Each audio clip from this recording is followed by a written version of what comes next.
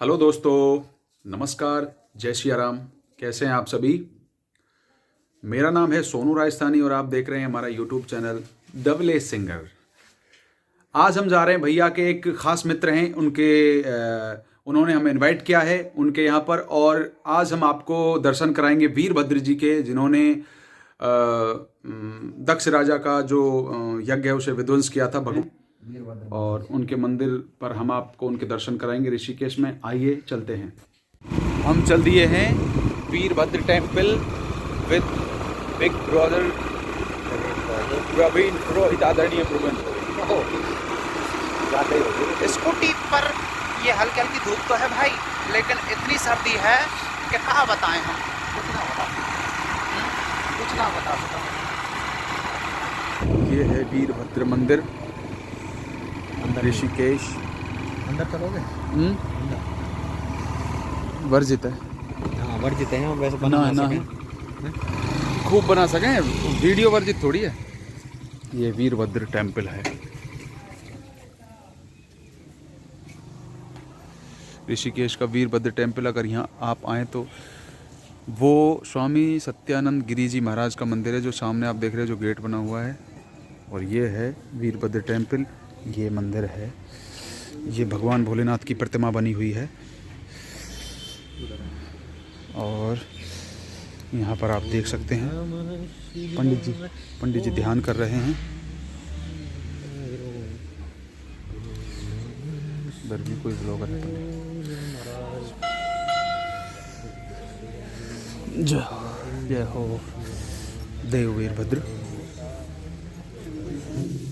नमामि शुमीशान निर्वाण रूपम विभुं व्यापकं ब्रह्म वेद स्वरूपम निजं निर्गुणं निर्विकल्पं निरीहं चिदाकाशमाकाशवासं भजेऽहं निराकारमोकारमूलं तुरीयं गिराज्ञानगोतीतमीशं गिरीशं करालं महाकालकालं कृपालं गुणागार संसारपारं नतोऽहं तुषारादृशं काशगौरं गम्भीरं मनोभूतकोटिप्रभाश्री शरीरं स्फुरन्मौलकल्लौलिनी चारुगङ्गालशद्बालबालेन्दुकण्ठे भुजङ्गा चलत्कुण्डलं भ्रूषुनेत्रं विशालं प्रसन्नाननं नीलकण्ठं दयालं मृगाधीशचर्माम्बरं मुण्डमालं प्रियं शङ्करं सर्वनाथं भजामि।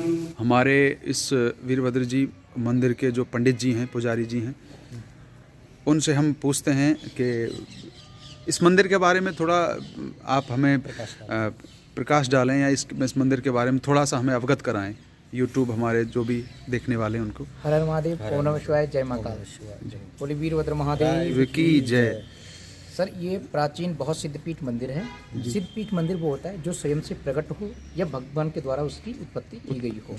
तो ये मंदिर बहुत प्राचीन सिद्धपीठ मंदिर है। इस मंदिर की आपने जो बिल्डिंग देखी होगी, पीछे आप दिखा सकते हैं जी, वह 1300 वर्ष पुरानी बिल्डिंग है। 1300 वर्ष पुरानी बिल्डिंग है जी। और इनकी जो कथा है वो विस्तार से तो केदारखंड पुराण में मिलती है, लेकिन हम इस वीडियो के माध्यम से आपको बहुत संक्षिप्त रूप में बताएंगे जी। भगवान दक्ष प्रजापति ने जब बहुत विशाल यज्ञ किया था, तो उस यज्ञ में सभी देवी देवताओं को बुलाया। बुलाने के बाद जब सभी देवी देवता अपना वायुयान लेके कैलाश पर्वत से निकल रहे थे, तो माँ सती ने कहा कि प्रभु ये बड़े बड़े यान कहाँ जा रहे हैं। तो भगवान शंकर कहते हैं कि आपके पिता दक्ष प्रजापति ने बहुत विशाल यज्ञ का आयोजन किया है, लेकिन क्रोधवश और मेरे अपमान करने के लिए उन्होंने मुझे इस यज्ञ में नहीं बुलाया, सम्मिलित नहीं किया है। तो जब नहीं बुलाया तो माँ ने कहा कि मेरे पिता के यहाँ इतना विशाल यज्ञ हो रहा है, मैं तो जाऊंगी। भगवान शंकर ने मना किया कि जब हमारे पास निमंत्रण नहीं आया तो हमें वहाँ नहीं जाना चाहिए। माँ ने कहा नहीं, वो मेरे पिता हैं, मैं तो अपने मायके जाऊंगी। भगवान ने नंदी गढ़ों से कहा कि आपने आदरपूर्वक पहुँचा के हैं, जब माँ सती हरिद्वार कनखल नामक स्थान पहुंची तो उन्होंने देखा कि यज्ञ के पास ब्रह्मा और विष्णु का आसन लगा हुआ है, लेकिन शंकर जी का आसन नहीं है, क्योंकि वे त्रिलोकीनाथ हैं, त्रिलोकीनाथ हैं। जो त्रिलोकीनाथ हैं, अगर उन्हीं का आसन नहीं तो यज्ञ कैसे पूर्ण हो सकता है। और इस यज्ञ को समझाने के लिए ब्रह्मा जी ने भी कहा कि आप शंकर जी को बुलाइए, विष्णु जी ने भी कहा कि आप शंकर जी को बुलाइए, जब तक आप नहीं निमंत्रण देंगे तब तक मैं इस यज्ञ में भाग नहीं ले सकता। लेकिन जो दक्ष प्रजापति था वह क्या बोलते हैं कि बड़ा अहंकारी था, अहंकारी राजा था। तो उसे अहंकार था। तो क्या हुआ कि माँ को इतना क्रोध आया कि अगर मैं यहाँ से अपने घर जाऊंगी वापस तो शंकर जी पूछेंगे क्या हुआ, तो मैं क्या कहूँगी, आपका अपमान हुआ। अगर मैं ये शब्द कहूँगी तो इतना बुरा लगा, माँ ने अपने शरीर को उस यज्ञ में विध्वंस कर दिया।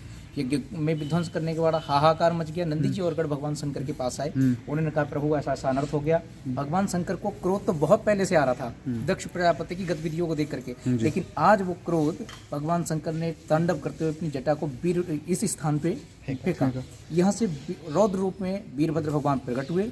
वो यहाँ से कनखल नामक हरिद्वार में गए और उन्होंने दक्ष प्रजापति का यज्ञ विध्वंस किया।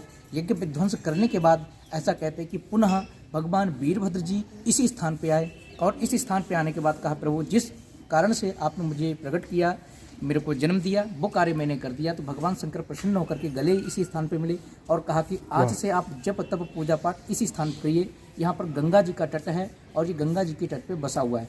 ऋषिकेश का सबसे प्राचीन मंदिर यही है और यहाँ पर शिवरात्रि में बहुत विशाल मेला लगता है और लाखों की संख्या में भक्त आते हैं। जय शंकर महाराज की जय, जय शंकर महाराज। जय महाकाल।